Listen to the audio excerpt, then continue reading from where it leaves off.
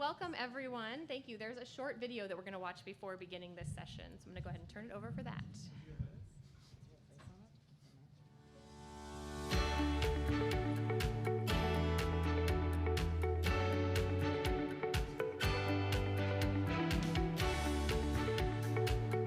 Small Town Corner Office, Communication Trailblazers Share their journey.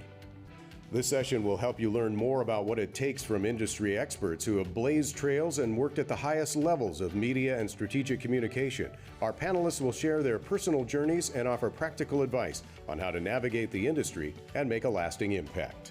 Moderating this session is Jessica Willoughby, an associate professor at the Edward R. Murrow College of Communication. Dr. Willoughby's research focuses on how media, including digital media, can have a positive impact on health. She takes an interdisciplinary approach to health communication, drawing from the communication, psychology, health behavior, and public health disciplines. She is especially interested in conducting research that has a positive impact on participants and the community. She has collaborated on several projects that effectively use theory to benefit the health of adolescents and young adults. She received the Science Matters Award from the Adolescent Pregnancy Prevention Campaign of North Carolina and the Professional Freedom and Responsibility Award from the Mass Communication and Society Division of the Association for Education in Journalism and Mass Communication. Please welcome Jessica Willoughby. All right. Thank you so much, everyone, and thank you to our panelists who have joined us here today. I'm going to go ahead and introduce myself a bit, which was actually already done, and then our panelists briefly. One thing I wanted to put into context is I'm actually also from a small town. I'm from Ocean Shores, Washington, which you might know if you've been there on vacation. That's often what we're known for. There's a large shark head that people go get their pictures taken in front of in our small tourist town there. And with each of our presenters here today, they're also from different areas, and I will let them speak more about that and their journeys that got them to where they are now. A brief introduction, Melissa Barnes is the former Vice President of Twitter Canada and Latin America. In that role, Melissa led Twitter's teams across the region focused on expanding advertising revenue, driving innovation, and building Twitter's brand. Before joining Twitter, Melissa spent 11 years on the agency side, with her last role as Senior Vice President at Fleischman Hillard. As the lead of its New York consumer digital team, her team pioneered programs that went beyond channels, developing long-term business strategy, content, and community management models, and managing crises.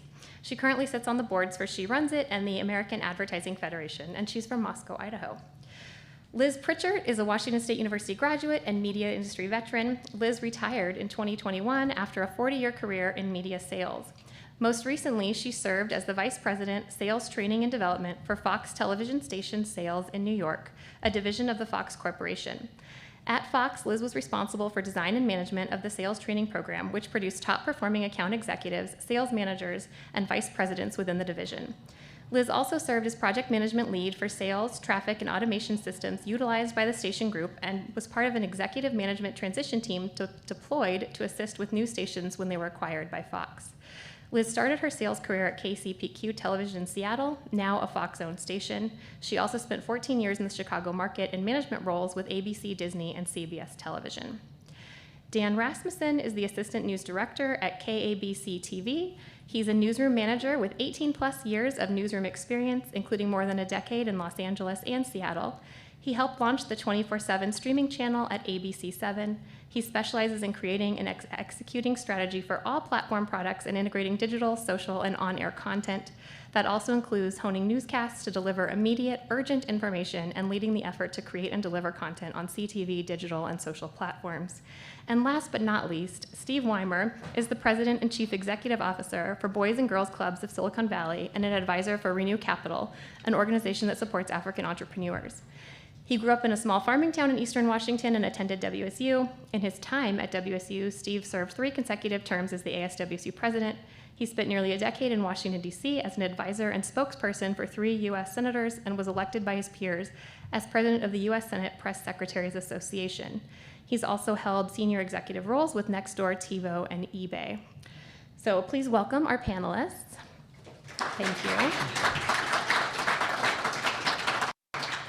And to start us all off, I just want to thank you for being here today, and I'd really like to hear about your journeys in your own words. So we've talked a little bit about your most recent background, but could you please tell us a little bit about where you come from and the path that led you to the work you've most recently been doing? You can go whatever order you would like, yes. Great. Go for it. All right. Hi, everybody. So I grew up in Moscow, which is 8 or 9 miles away. Hopefully you've gotten a chance to go visit it. I think, the advantage of growing up in a college community is, I was surrounded by people who worked for one of the 2 universities. And so it fostered an early sort of curiosity about the world. My parents believed in travel, so we got to go around the world and see places, and it seeded this bug of just wanting to explore. And so while Washington State was a great journalism school, I wanted to get away from this area and went to University of Missouri. And when I graduated, I knew I wanted to spend some time on the East Coast, and with the brilliance of your typical 21, 22-year-old, knew it would be either DC or New York, and I flipped a coin and it came up heads, which meant New York. And so I moved to New York in August 2001, and had one friend there. September 11th happened. The friend was really shaken, as much of the population in the city at the time was. Left New York a week after 9/11, so knew no one. But was lucky enough to have been offered a job on September 10th. And so, September 10th. And that got me my toehold. And then I met a million people, as you do in large cities, made some of my best friends working with them in the office, and just kept chasing, challenging jobs and things that felt risky and scary. Awesome, thank you. I'm Liz Pritchard, and I'm from Ritzville, Washington, which to most of you is a stop on I-90 on the way to Spokane. I get that, but some of us actually live there. And I think growing up there, you asked us in the email, what were the benefits? And I think it's that you're raised by a whole community. And that wasn't always a benefit. When you're 15 and people are calling your parents, that's not a cool thing. And telling them what they've done, they already know by the time you get home. But I do think there was a lot of support in that environment. And I didn't realize how competitive the world was until I got to Washington State. Suddenly there's 20,000 students here, and I had 200 in my high school. So, what you don't have from your environment, you sort of learn to adapt to and learn to get a little stronger and knuckle down and do the hard work. But I am very appreciative to have grown up there. I never felt it hurt me on my journey. I'm not sure it helped me, other than I had my husband calls it false bravado, but I call it confidence. And it came from that community I was raised in. Does that help? Hey everybody, my name's Dan Rasmussen. So I grew up in close to Maple Falls, Washington. So if you go in California, I can't go that micro because no one knows. But if you're in Bellingham and you go east and you're going to Mount Baker, it's on the way. But I didn't grow up in Maple Falls because Maple Falls is like 2 buildings. So I grew up outside. And I would say one of the benefits of growing up is that nothing's close. So you kind of just figure stuff out. And now I live in Burbank and everything's close. And so it's very easy. But my journey, I came here, Steve was the president when I was in school. I'm sorry. It's all right. Look up to you. So coming to WSU was actually like a bigger place for me, just because, similar to what Liz said, it was like, oh my gosh, there's a lot more people here than my high school. So went to school here, got my first job as an overnight news producer at Creme TV in Spokane, Washington. Was there for a few years. Moved to KGW, the NBC station in Portland, Oregon. Was there for a few more years. Along the way, met my wife in Spokane, did a lot of long distance, a lot of driving between Spokane and Portland. Moved to LA, worked briefly at KTLA as a line producer, then moved to King in Seattle as an executive producer. Back to LA in 2012 as a morning executive producer. Did the EP thing for 7 or 8 years and became assistant news director 2 years ago. And it's definitely a different world. But I think that just sort of that base of growing up and where I grew up, this is gonna sound very like old manish, but like a lot of that like self-sustenance, like you can take care of yourself a little bit. So happy to be here. Really happy to meet everybody. So just for our benefit, raise your hand if you're actually from what you would think of as a small town versus you're just interested in this topic. Okay, all right. So similar to Liz, I lived in a place that was like a gas station that people stopped at. And I wish I could tell you that growing up there, you know, it was like we walked uphill to school both ways in the snow with no shoes. And I wish I could tell you that it like gave me all this grit and determination to go to WSU, but in fact it was slightly the opposite in that I just remember getting here. By the way, if in case you're really bold, do you want to raise your hand? Did anybody here get denied on your first application to WSU? Oh, you're my man. Okay, I got denied twice, got in on the third try. Okay, so, and I did hang those letters of denial in my office when I got elected student body president. But for me, what WSU was for me was I got here and I was just overwhelmed with a sense of awe. I just loved it. You know, some people come here and they're like, oh, I didn't get into, you know, this school, so I'm here. I got here and I was like, this is the most incredible place I've ever been. You know, I just was in total awe at all times and overwhelmed with gratitude and just couldn't believe that I got to go to school here. In fact, I never forget when I actually got my diploma, I thought, did I really get that? I got to go check with my advisor, who, by the way, was Dean Pinkleton. He was my advisor at the time. I had to like triple check and make sure I really did like get all those credits done. Like they're going to give me a diploma. And so for me, I was just really in awe. The first time I ever got to go on an airplane was when this school sent me to a conference. The first time I mean, I know this sounds ridiculous, but like I didn't have a TV growing up. The first time I had a TV was when I was here in a dorm room. And the first time I had people of genuinely diverse backgrounds as my friends were here. And I just felt like it just, I mean, I cannot put into words how grateful and how mind-opening and just life-changing the chance to come here and be a Coug was and go and graduate from the Murrow School and just be able to have access to things like this and experts like these guys that I could listen to and learn from. And it changed my life in a really, really profound way. So I didn't like overcome necessarily coming from a little town, but that little town gave me an overwhelming sense of gratitude for the chance to be here. Thank you all for sharing. One of the things I'd like us to talk about now is also how you think being from a small town might have impacted decisions in your career or things that have happened in your career.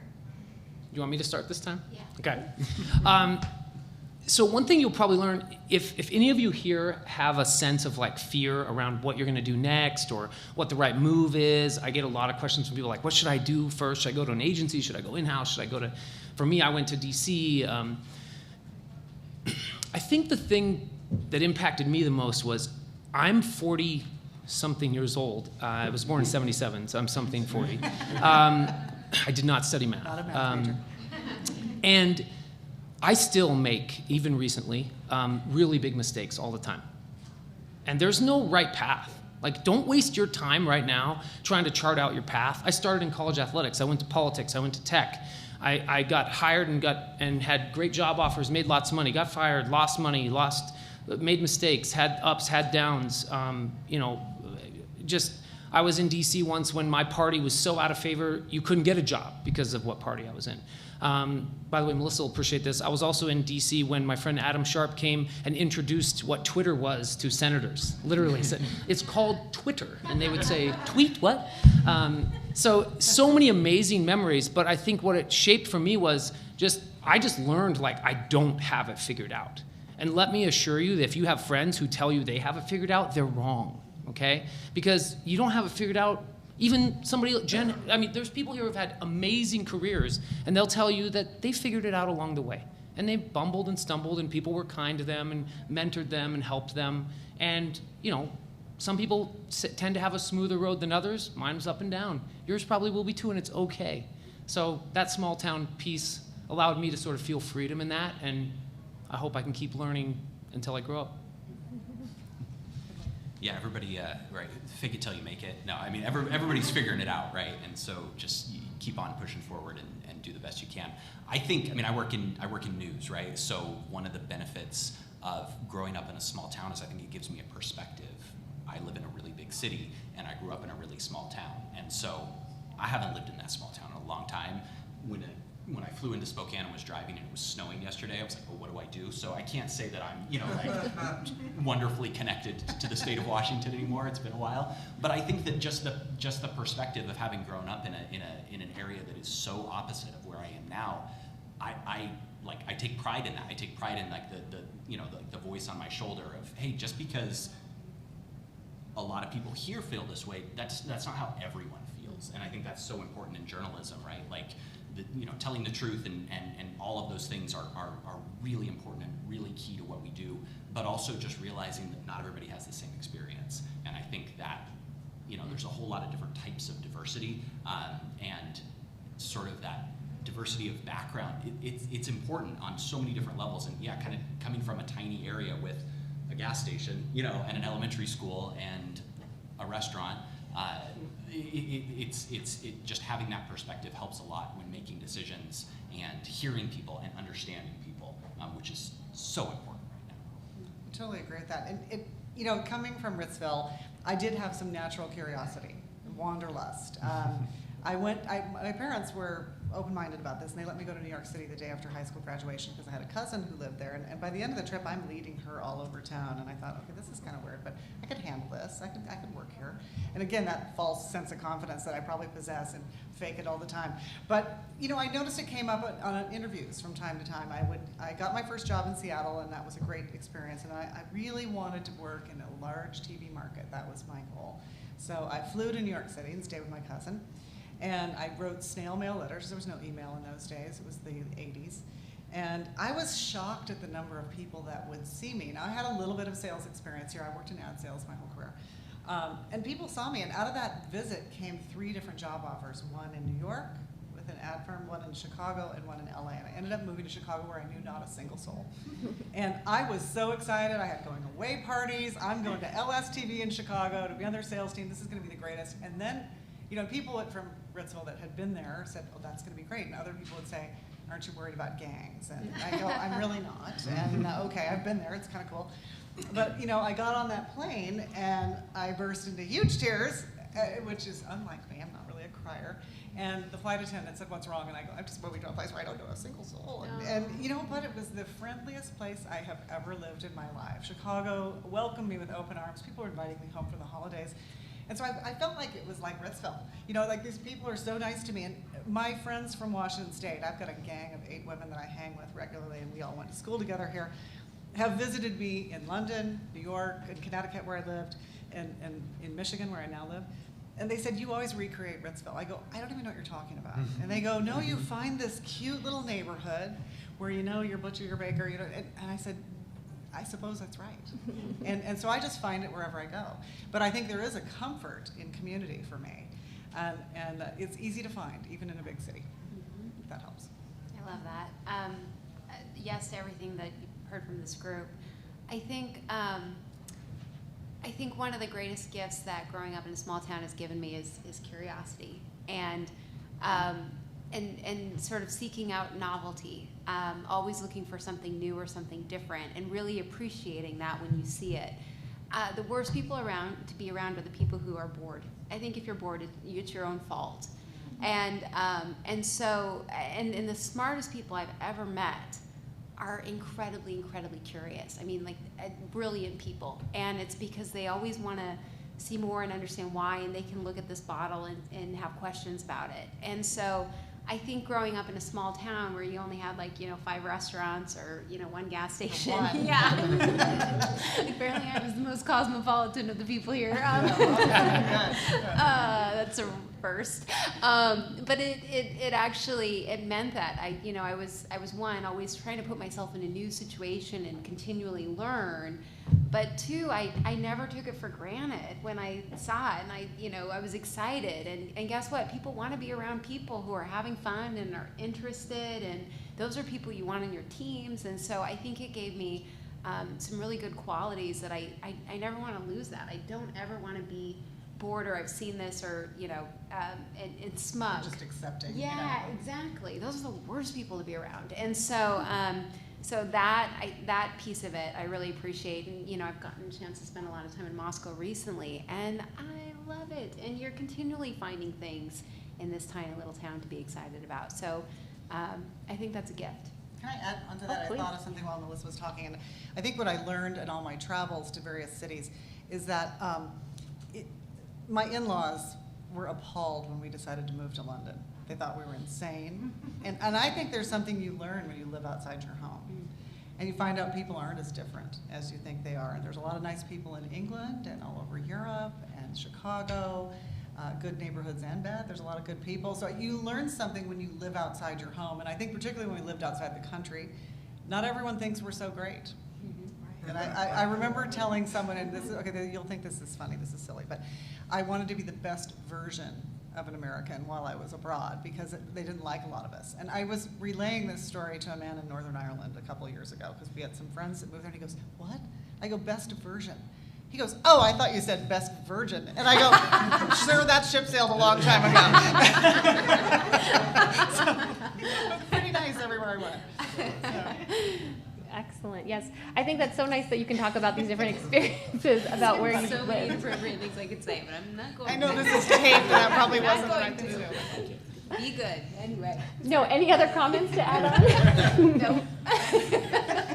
We need a transition. I'm not as good on my feet.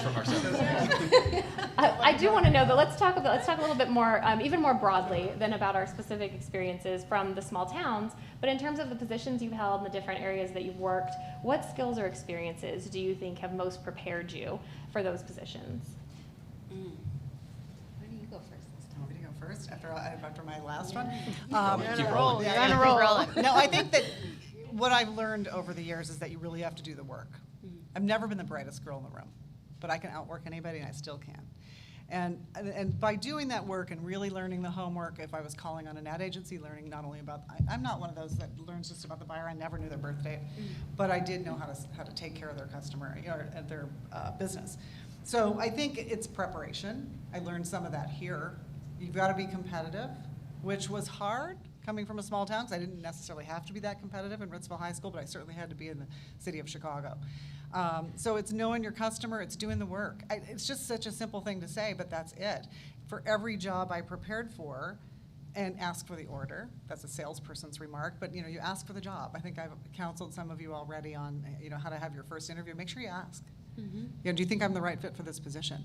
Or when can I start? But I think it's the skill sets, just the knuckle down, the hard work, put the time in, be the first one in your office.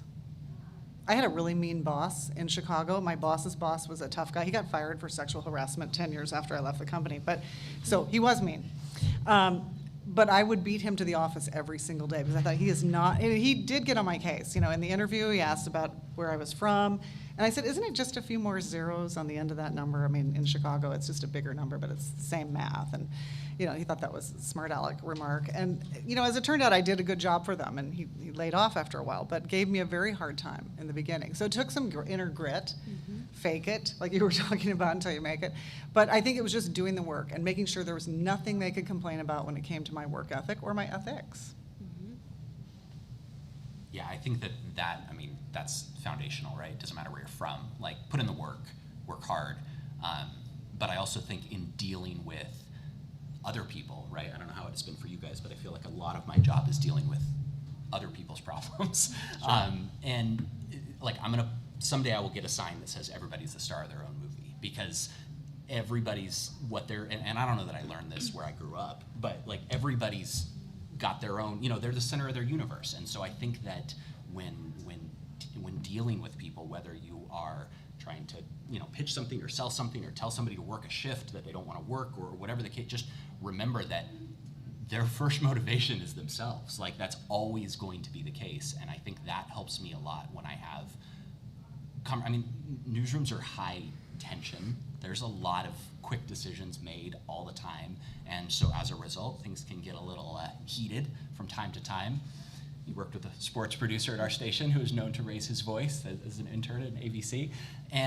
But just kind of like thinking of where is this person coming from? And even just pausing to think that for a moment will hopefully help you from maybe responding in kind. And then you can have a productive dialogue. Again, I don't know that I learned that where I grew up, but it's definitely something I've learned along the way. So if anybody ever steals that saying, or maybe I stole it from somebody, I don't know. Everybody's the star of their own movie, just remember. Yeah, I think I certainly found myself in a room often thinking that I was the least sort of qualified or the least highly educated. Yeah, I mean, Never ends. yeah, I'd sit around a table and think, oh, that guy went to Stanford, that guy went to Harvard, that guy went to Yale. you know, that guy has a law degree, that gal has an MBA. I'm sitting here, you know, I really wish I'd taken advantage of more of what I could have learned at Moreau. It's, you know, too many nights doing something less productive than learning. But, you know, at the end of the day, I also had a lot of those people who went to Harvard who wound up working for me, right? And the reason that I felt like I never had to, in my whole career, I've never one time ever asked for a promotion. I've never asked for a pay raise. And I've received a lot of them, promotions. And it was because I really focused on the people and not the qualifications, at least in terms of mine, because I never really felt adequate. And if you worry about like feeling like a poser now as a young person, and you think, you know, you have a little bit of imposter syndrome, you know, I mean, I felt a little imposter syndrome sitting down at this table with these accomplished people. I said that to Dan when they were doing the video. You know, if you think you're going to get over imposter syndrome once you graduate, or once you get that first job, or once you whatever, you get over the imposter syndrome, you're probably flying a little too high on the hubris, and you're ready for right? So just like cut yourself a slack on that, right? I don't care if you come from a big city or a little town. Just know that like the relationships you make and the friendships you make. I mean, I've had friendships from, Liz mentioned, like we're talking, how long ago were yours, Jen? Like, I mean, since I was 18, since my first week. In fact, I had dinner on the other night with my first friend that I ever met here my first day of class freshman year. And I've been friends with him ever since. And those relationships, they serve me much better than fancy graduate degrees from Ivy League schools, or from some pedigree of having, you know, being a 7th generation student or something like that. It was just the friendships and those relationships, and I invested in those, and others have been gracious to invest in me, and that's been much more important than any kind of resume credential dynamic. Those are the people that keep you in check. My friends from here, and I met them 47 years ago. I graduated 43 years ago. And those 8 women hold me accountable, you know, cheer me when I need to. You know, I remember one of them went with me in the cab as I walked into CBS for my first day. She had stayed with us over the weekend. She goes, "You got this." They've got my back, and they're quick to criticize if I'm out of line, or help me correct. Okay, so I have 3 belts. First of all, you should definitely ask for a raise and a promotion, especially the women in the room. Otherwise, you're never going to get it. Every promotion I've gotten, I've asked for. So make sure you fight for yourself. But to your point, you know, the New York Times did an article, I want to say like 10 years ago, where there was some study that had been done that looked at high achieving kids. And they were trying to figure out what is the formula for high achieving kids. And we had observed, like, we'd get interns, and, like, you know, sometimes you have to hire people because their dad, like, runs some part of the universe. And what we found is that it was really, like, binary in terms of how they performed. They were either exceptional or they were awful. And it really, I mean, and so we were talking about it, and this story came out, and they found that there were sort of 3 qualities that were often present, and they talked about like kids who were often like kids of immigrants, you know, first generation, and some qualities that contributed to that. So the first is there is some sense of inferiority, right? It keeps them humble. They feel like they need to work their tail off because in some way they are not supposed to be in the room. The second is they work hard, they hustle, and so there's a work ethic that's been instilled in them in some way via their parents, or just, you know, maybe it's just deep in their core. And the third is there is a deep, secret, hidden belief that within them they are exceptional. And so that confidence can come from your parents. It can come from, again, you maybe had one great coach growing up in a small town. The odds are we had somebody who thought we were special. And so if there's a kernel of yourself that believes that and knows that, and if you tap it into the right way, then there's a very good chance you might be very high achieving. That was sort of the gist of the article. So I think that's important to think about. But yeah, work your tail off. On the people piece, the other element that I think about, and I think about this now as I like drive around Moscow, and sometimes the road rage does come out, and I want to I don't know, do something offensive, and then I think, oh, I can't because that might be my best friend's cousin's mom, or you just don't know. You don't know, so you can't be mean to people because who knows who they're related to, and that also goes for work. You're going to have your people that you've known for years and years, and you're going to build those relationships. You're also going to have real jerks that come across your path, and then all you want to do is give them the double guns. But you can't do that because the world is small, and you never know when you're going to need a favor from that person. Right. And so it has really taught me that my world started small. As it's gotten bigger, I've realized it's still pretty small. And so I'm very careful about how I treat folks, even if they're not on my most favorite list, even if they've maybe at some point done me wrong. You just never know. So always, always, always take the high road. Go ahead. Sorry. Tack on. I'll join add after. one thing. First of all, I think it's interesting to hear the two perspectives because Melissa's right that you shouldn't sit around and not ask for or seek what you deserve. But I think the point I was trying to make too is it tends to be the people who are focused on exactly the types of things she just listed out and working hard that's viewed, if you have a boss who sees you, that's viewed very clearly. And you're earning those promotions and you're earning those opportunities and you find yourself into those. So I think there's probably a balance based on the circumstance. You should never be a doormat, but also I found often younger people sitting around thinking about how they could ask for more tend to be focused on the wrong stuff. Entirely. So that's that a was my point. cautious Yeah. decision, I think. Everyone has, and this is a stereotype, and it might be unfair to millennials, has talked about the millennial that thinks she should be vice president in year 2. Yeah. That's probably not going to happen. Yeah. Might have happened to Melissa, 'cause she's a pretty high achiever. But I also think about, so you will be noticed. I've had bosses come to me and say, you should really pitch this management job. And I'm like, am I ready? And yeah, we were ready. And I think when you're managing people, you have to remember all the people that managed you. You learned from some of the best, and you learned from some of the worst. And I remember thinking, I'm never going to treat people like that. I'm always going to hold them highly accountable. And they're going to know what my expectation, I have high expectations for their performance, but I am not going to say inappropriate things to them. And I'm not going to treat them poorly. It may come to the point where I have to fire them. And that one of my bosses said to me, that should never feel good. You might have to do it. Yeah. But it shouldn't feel good to do it. And so really how you treat people matters. And when you get to the end of your career like I have, nothing more, I guess it was the most pleasant of exits when I left Fox Television New York, because the two guys vying for my job were people I'd trained, a manager in Philly and a manager in San Francisco. And I adored them both, and I got to help select. So nothing better than that, to have your people you've mentored along the way, and I'm grateful to all the mentors I had as well. Yeah, absolutely. Thank you.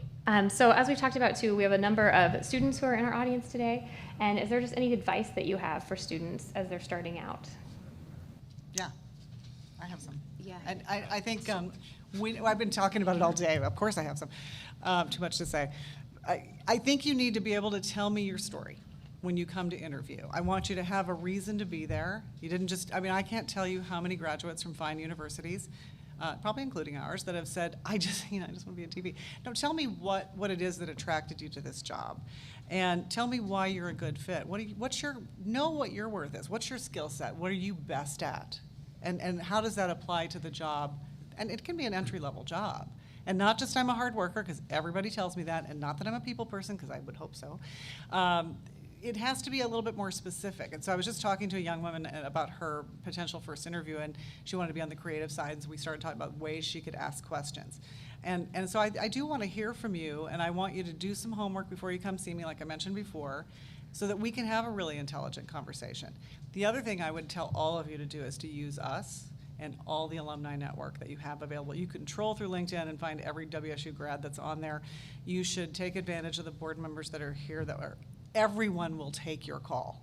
If you link with me on LinkedIn, you're going to get a response if you're a Coug. So use us, because that's why we're here today. That's why we've traveled long distances to be with you. We want to see you succeed and have every confidence that you will if you use the right tools. I might just think, dream big.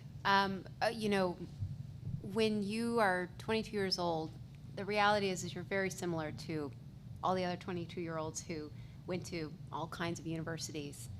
And that starts to change after a year or two, depending on where you go. And so if you land in a big market and you're getting exposure to lots of experiences and lots of people, you're going to grow a lot faster than if you start smaller. And I realized that's terrifying. Money is a real thing. Like, how do you move to a big city where the rent is X and Y?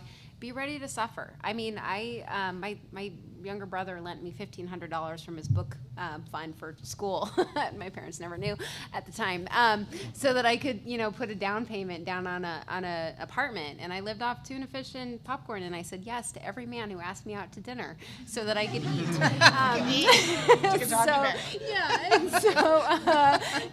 You do what you have to do. But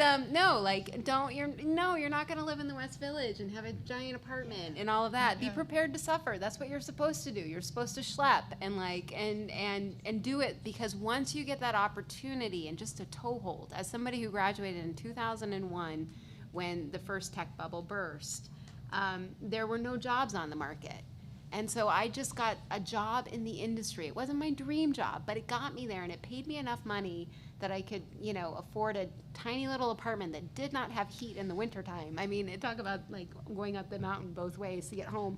But still, like, I got there, and then I navigated my career from there. So just get there and push yourself to dream big. The worst thing that's gonna happen is that you'll have to do your plan B and work through that. But you won't regret it, and you'll grow more the harder the problems, and you'll feel proud of yourself when you've done it, because you're all capable of doing it.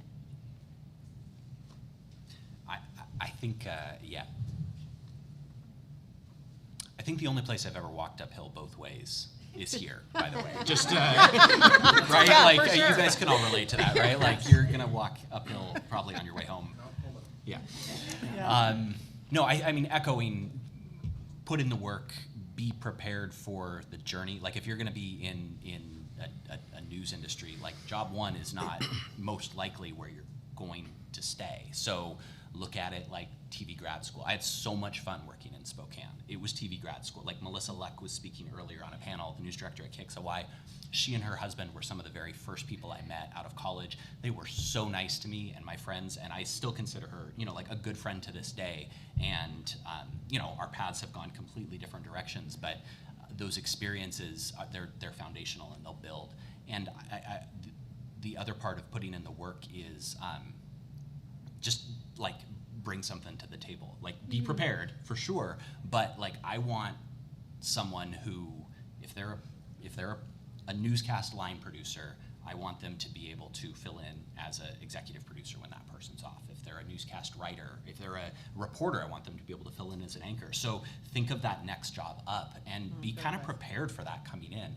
And I think just be ready to take your best shot. I don't know if any of you remember Maker Studios from like 10 years ago. Yeah. So Disney owns my station. We're in LA, so there's always potential partnerships.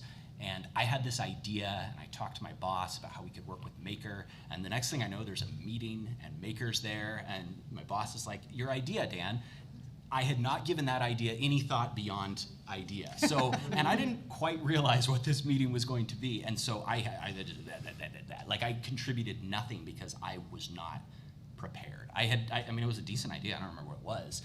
And by the way, I don't think Maker really exists anymore at this point. But it was one that was like it was a reminder, and I learned a lot from that. Like, always be ready. Like, if you're gonna open your mouth with an idea, have a little, be ready to put the work in behind it. And especially if you're in an interview or pitching a job, think about how you can make that organization better. It's not necessarily doing the homework, like memorizing facts about the place. It's like, okay, I'm going to bring in a fresh perspective here. I am going to add value. Here's how I will add value to your organization. And maybe you pitch it and you're like, I have this idea, and in the back of their mind, they're like, I've heard that 8 times before. At least they know that you're coming in hot and you've got an idea and you want to help make it better. Yeah, I echo every piece of advice you've heard. As I think back, I can kind of go down a list of things I know that I should have and could, and to this day probably can do better. One of the things I can think of is, and it was already mentioned, but don't go get a precious time from an alumni or somebody and go in and say, yeah, I'm kind of thinking I want to do TV. It's no, like when I was in Capitol Hill, I'd have all these kooks come out and they would say, you know, I'd love to work in DC. I'd love to be in DC. And I'd say, well, you want a little truth here? What you need to do is, I got a one-way plane ticket with no job, $350. I flew out here, I slept on somebody's floor, I printed off my resume, I walked around Capitol Hill for 3.5 weeks in the snow, and I just begged someone to give me a job, and I took a job for $22,000 a year. My office was this wide, and all I did was write letters for a senator, thousands of letters a week for years. I ate food at finger food receptions. That's how I fed myself. Like it was tough, right? So when you come to me and you say like, oh, I'm just thinking about maybe like coming to DC, you know, I'm like, Yeah. Good for you. you know, like unless your dad is the senator that's going to hire you, which he shouldn't or she shouldn't, because that's not going to be helpful for you or them. Like you got to go and expect to grind it, and you got to show up and do it. And so that would just lead you to my biggest piece of advice for you, which is don't do the easy thing that your friends think you should do. Like you're in PR, go to Seattle, work for a PR agency, and that's what you got to do in order to be cool. No, like I did the hard way on everything, and all of those, it was hard, I suffered, I heard that word, but I learned so much, and I didn't, and by the way, being from a small town, I don't know if any of you can relate to this, I also felt a little disconnected from my small town. I went back to my small town for my 5-year reunion, I think, or maybe a 10-year reunion, and at least 5 of my buddies came up to me and said, so what you driving these days? And I'm like, a Honda? Maybe? I don't know. Like, but I remember like where I grew up, the currency was like if you had a cool muscle car or a cool pickup, right? And I remembered I used to want to be a log truck driver. Like that's what I wanted to do when I was in high school, right? And so my friends were still there, and I had left. There was 70 kids in my high school class, and 3 or 4 of us went to college, right? So like I felt disconnected from my friends here at WSU who all went and did a certain thing in Seattle, and I went to somewhere else. I felt disconnected from my friends from home because, you know, I was really insecure about them thinking I was big timing them, which I was not trying to big time them. I was just trying to just see the world, right? And so I felt out of place. And I would just say to you, if you feel out of place, good. Like that's going to help you. And you do it with humility, and you just keep pushing. And I think you'll look back and think, man, I'm glad I didn't just fall into the natural thing that everyone else was doing. That's good advice. I was thinking about something my first boss said to me in my first interview, and he just wanted an assistant. I'm kind of like, I don't really want to be a secretary, because it's the 70s, right? He goes, well, I need a getter of things done.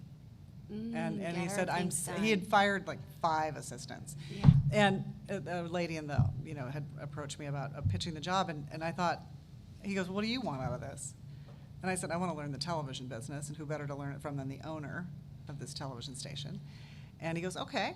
And so he gave me some sort of scenario, like I want reservations at whatever restaurant, but you can't get them. And I go, well, I either come back and get them to you an hour later, or I tell you this restaurant next door. And I go, you need to get her things done, I'm your girl. And he goes, okay, done. And that was really good advice. Get things done. Don't come in and tell me why you can't do it. Figure out a solution. And all my bosses have basically said the same thing. And then someone else once said, do what no one else wants to do or can do, and you'll always be employed. Yes. Can I also just say, when you reach out to this amazing alumni network and you set time and you say, I want to be mentored, the most exhausting conversations for the mentors is when somebody sits in front of you and says, I want to do this. What do you think I should do? And like we have to like help you develop a plan. My favorite conversations are when somebody comes and they have got a bunch of questions. They have done their research. They know where I work. They've maybe looked me up. Like, by the way, everybody that you're ever going to interview, you can look them up on the internet and find all kinds of things about them. You can find interviews and photos and, tweets and LinkedIn, like all who they're connected to. So really spend time understanding who you're going to meet with, if they're anybody that's going to help you or you hope will help you someday, and then come with really smart questions. So all they have to do is respond to those things that they already know about. And then it's your job to think about how do you take that and apply that to do something.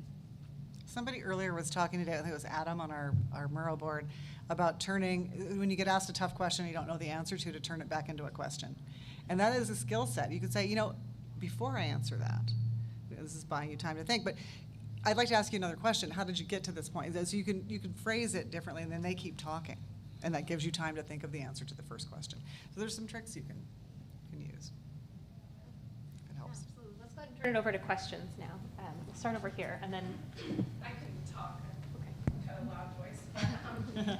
So, I've met a couple of you briefly, but, given your guys' background and, the upward trajectory of your careers, how have you dealt with, and you touched on it a little bit, Steve, the feeling of imposter syndrome and, all of those feelings that come with being ambitious and taking risks in your careers? Like, and more specifically, I'm speaking to, Melissa and Liz about, as a woman, like, how do you overcome those things? What are some things that have helped you stay grounded and find that confidence, as you go through and as you're like rejected? Because it wasn't too long ago that I was in these positions. But how do you overcome those things, and what's kind of kept you, confident as you go through your careers? Yeah. When I started at Twitter, I was often the only woman in the room. Often. And I grew up with brothers and all boy cousins, and all my parents' college friends had sons, so I was not abnormal, but I never really paid attention to it until I was in those rooms and having to sort of make my voice heard, and often like make my case for why we should do one way as opposed to the guy across the table who thought we should maybe do it another way. And this is like, it's a TED Talk, put your hands on your hips right before you go and talk if you feel your confidence draining. But what I found was the greatest builder of confidence was over preparation. And there's a guy that I continually butted heads with my entire career at Twitter. We developed a healthy respect for each other, but he would often go in and through pure like bravado, like just force of presence, would make his case. And I would go in and say, well, I've talked to these 5 people, I've got this industry report, here's what the market's doing, these are what I've heard from our competitors, and this is the share that I think we can get. Guess who often won our battles?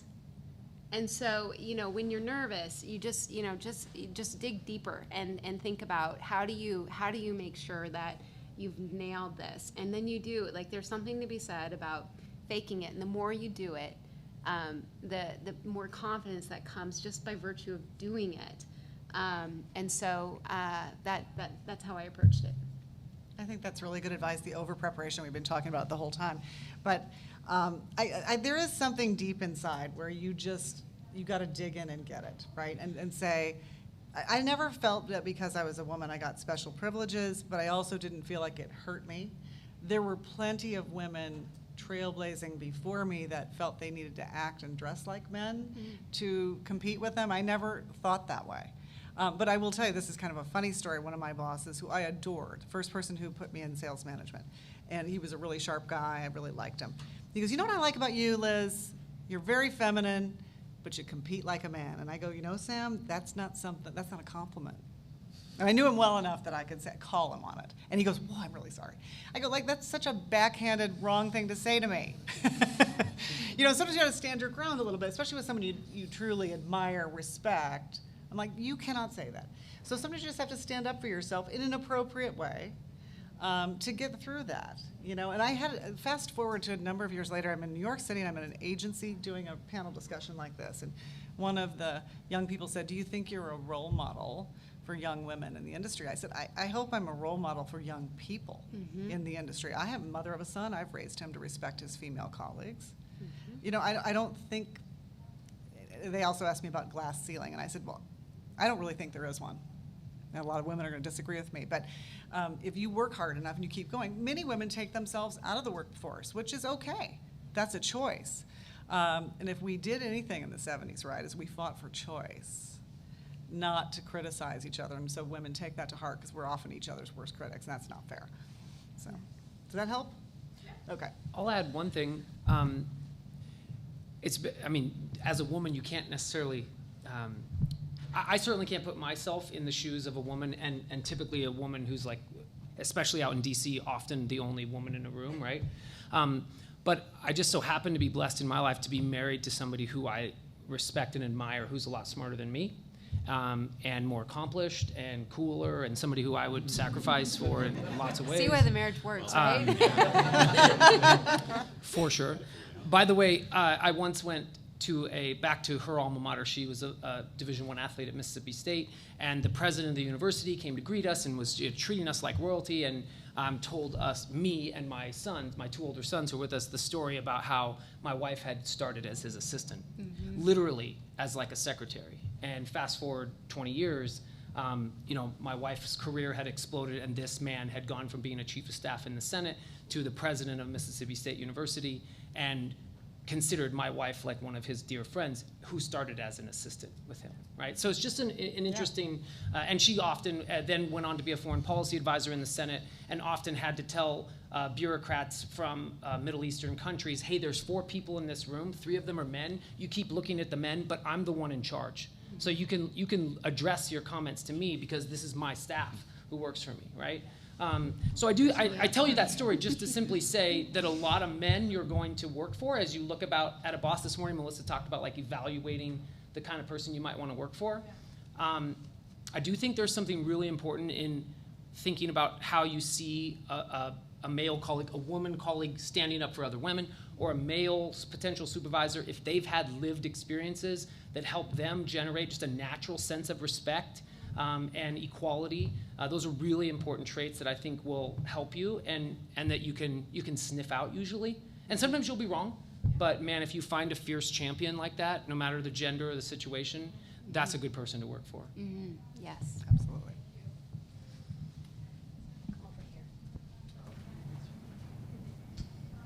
Hello. I've already talked to Dan about this, but something I personally struggle with, I don't know about other people, but I struggle to, I guess, sell myself, which is more like the confidence, kind of like the imposter syndrome, like you said. Like, I walk into a room of people, it's like, and I've since I've gotten here, I've kind of gotten better, but when I first got here, it was horrible. I'd walk in and be like, who am I to everyone else in this room? And so how do you guys kind of get over that? Because it is discouraging. When you walk in and you're like, okay, why am I here? Mm-hmm. So what do you guys do to kind of get past that? I think Liz should answer that because you're nailing the interview prep stuff. Yeah. So.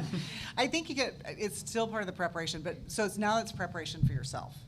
You sit down and you go, what am I good at? I mean, and you have to like really it's okay to toot your own horn. Get over that I'm embarrassed about, pitching myself. We have to get ourselves past that. And I'll give you an example. I'm Aunt Liz to 18 nieces and nephews, and I am the job whisperer for them. Mm-hmm. And so I'm working with my nephew, MJ, who's a delightful kid. He studied in China. He's super bright, went to Elon. And he has a consultant job he's preparing for. And I've never been a consultant, but I can kind of help. And I said, MJ, I want you to write down 5 phrases that you need to get across in this interview. And they're going to relate to your experiences in previous jobs. Or we're going to anticipate. So this is another thing. Anticipate what's coming your way, and that's going to help you formulate your answer. So I said, I can tell you right now, you are 22 years old, and someone in the interview is going to go, okay, we're having a mock interview. Like we were working with one of our clients at the consultancy. And they're going to go, what's a 22-year-old kid going to tell me about my business? And you're going to be immediately intimidated. Okay. And he goes, oh, my God. I said, what we're going to say is that you're the connector, that you realize you're not an expert in his business. But at your corporate headquarters, you've got a team of experts and research people who would be on his team every day. And all your job is, I'm the person that puts you in touch with them. You're absolutely right. So you're kind of anticipating the worst. So when it doesn't happen, things go pretty well. But even if they did, and his father called me that night, and he said, you freaked him out. He's not going to make it. He's passing out. And I said, no. He's going to be okay. He needed to get himself through that, that nervousness that was happening the night before. He did write the 5 phrases. He told me he couldn't remember them. I go, you'll remember at least one, and you're going to get something across about your credentials or your work experiences that's going to help you in this next job. I'm just telling you, it's going to happen. Who did he call first? Not his parents, but Aunt Liz. And he got the job. So I would just say to you, you make a list of all the things that you're not sure about and the things you're sure about, and then we're going to get you there. What is it going to take to get those unsure pieces over into the sure column? Mm-hmm. And then so when it comes your turn to talk, you're going to sound confident, not arrogant, and there's a fine line sometimes. We've got to be careful with that. But here's why I think I can help you at your business. Here's what I've done at Murrow. You relate experiences. It can be any business that you've worked in the summer jobs. I don't really care. I mean, I think it's wonderful, and one of the best things about us is we put people on internships, but if you didn't have one, I'm not going to discount that. I'm still going to take a look at, did you work in the summer, or did you take the summers off? Mm-hmm. If you worked in the summer, you've got my attention. You're a hard worker already. So it's not just being a hard worker, but here's what I'm good at. At this job, we did X, and it resulted in this. So something you did made a difference. So you're just going to prepare yourself with all the stories of your life that you're going to relate to this new opportunity. Does that help? Make a list. Send me the list. I'll help you. I'll share a little hack too. I once was a candidate for a job at a really well-funded unicorn startup. It was called Nextdoor. I don't know if you guys maybe are too young to be too fired up about Nextdoor, but wait till you get a house and a cat and a kid, and then you'll be really into Nextdoor. But it was, at the time, this was a really hot company, and it was backed by the biggest VC firms in the Valley, and I was going to work for the founder, who was a big deal in his own mind and in lots of other people's minds. Yes. And by the way, I wanted to work for him within like 10 minutes, 5 seconds of meeting him. But he had a lot of investors who had seats on the board and had a lot of influence. And so I had to do interviews with I think my wife stopped counting at like a dozen people that I had to go drive up somewhere on the peninsula, go have coffee with them, and they would kind of sit back. And I knew these people were like billionaires or, partners at really, really blue chip places. So I'm already feeling super insecure. And, and they're all like, Stanford people, and they're very much in the clique of what I call like the fully vested bros, and,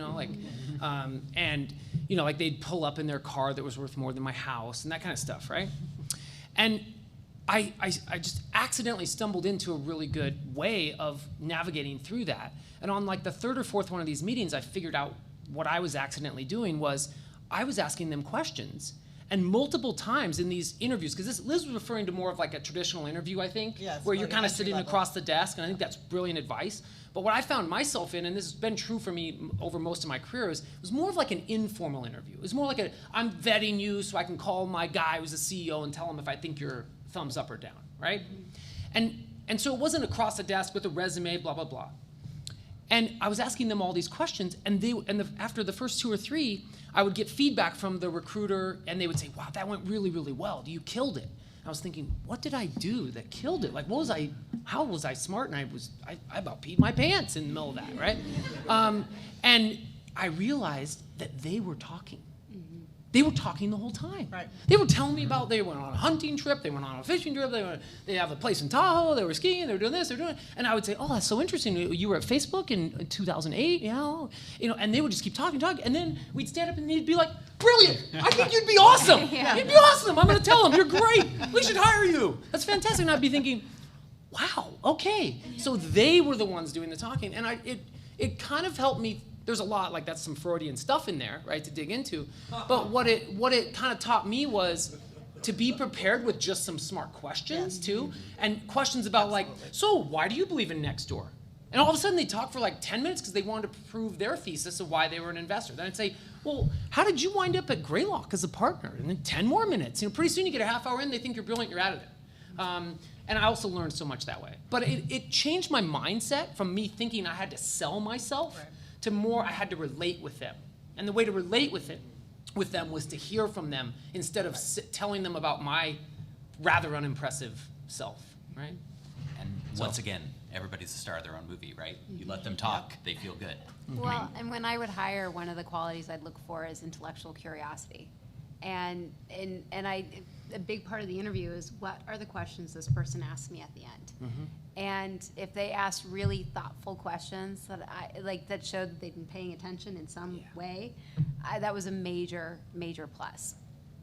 I would say the worst thing you can do at the end of the interview, if I say, do you have any questions, and you say, no, I'm good. Seems good. That's You like- guys That's a seem great. bad, that's a mistake, right? Yep, it's one of the worst things you can do. Have questions and listen to what they say, so you can ask smart questions. But even if you don't have those, have some canned ones that you can ask. Sorry, here I am telling you to listen, and I just want to keep talking. I'm sorry about it. Just one more tip. So I think this is really different based on where you're at what stage in your career, right? When Melissa goes and gets interviewed by Google to be the next EVP of something, she's not going to have the Sundar sit across the table and say, so where'd you go to school? What'd you do? What clubs were you in? What was your GPA? She's not going to have that, right? Some of you might. They might actually ask you your GPA. Just so you know, that's not a question you're going to get asked down the road ever. No one cares. GPA right? doesn't matter. Just get the degree. So be thinking okay, you guys now in the next 1, 2, 3 years, whenever you're entering the job force, you're going to have to be answering more questions. And to Liz's point, that's when you need to say, you know what, I joined the outdoor recreation club.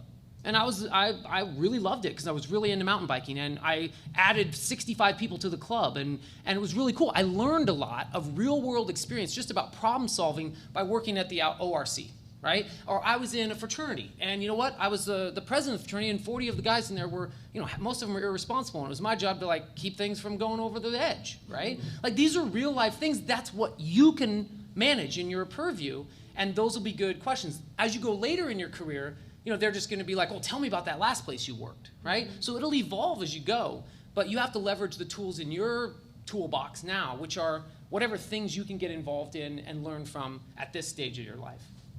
It's that relatable experience. I know that I helped someone with a resume a few years ago, and there was literally nothing on it. He sat down with me, and I'm like, Sean, you must have done something, in the summers. Well, it turned out he worked for his dad in his guitar shop. Turned out he had cut an album himself. Turned out he was a great guitar player and played in these bands. And I said, and he wanted to be in marketing, and he'd taken a lot of marketing classes. And I said, okay, you've just given me 4 jobs that should be on your resume.